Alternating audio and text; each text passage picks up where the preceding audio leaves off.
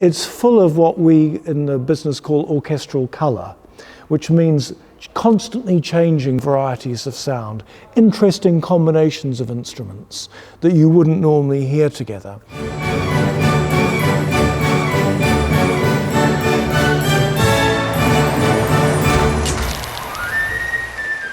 My name's Brett Morris. I'm music director and principal conductor for New Adventures. My job involves two things. The music director part is all the administration and decision making around anything musical to do with the productions.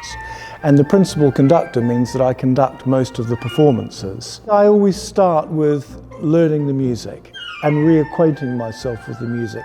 And I try to approach it every time as though it's a fresh piece. Then I've got the building blocks for doing the next stage, which is getting re-familiar with the choreography. I notate my score, I write the choreography in my score as a way of remembering the important things that I need to know and know where musically important matters happen.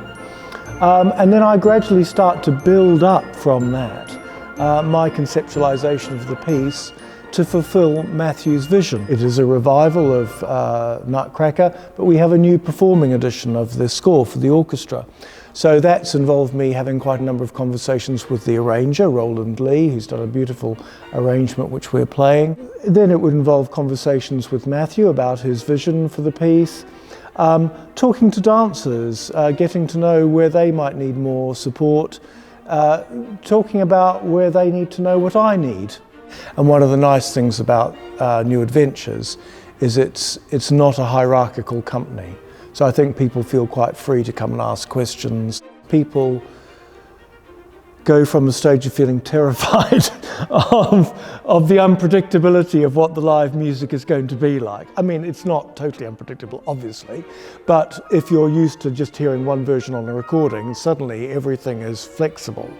And that can be very frightening. But I think what is interesting is that I would predict by the end of this season at Sadler's Wells, a lot of those people who've never worked with orchestra will, without even knowing it, have become a lot more musical. The score itself to play is very, very demanding because the first half of the show is very narrative driven. We're telling a story and the music reflects all the elements of the story. The musicians have to be very adaptable because you're always changing tempo, you're always changing mood and atmosphere. And Tchaikovsky writes in a very demanding way. He introduces new instruments to the orchestra in this piece. So for example, the Sugar Plum Fairy variation uses the celeste, and this was the first time that Tchaikovsky had ever written for that instrument. And so this very magical bell-like sound which the celeste brings was the first time this instrument had been heard. So there's lots of very unique things about the score, and it's full of what we in the business call orchestral colour, which means constantly changing varieties of sound, interesting combinations of instruments that you wouldn't normally hear together. We're quite faithful to the original Tchaikovsky score in our production, and that's unusual. You know, as dancers have become more technically accomplished, they've often wanted more time to do things to show off their prowess, and so productions have got slower and slower and slower and slower. And what we have done in this company, and that's always been our tradition, is to stick very closely to whatever the composer wrote. If I had to choose, maybe a lovely example would be after the visit of the governors in the first act, and all their presents are taken away, and they're put to bed. And this is the start of the sequence which is going to lead to Clara's dream.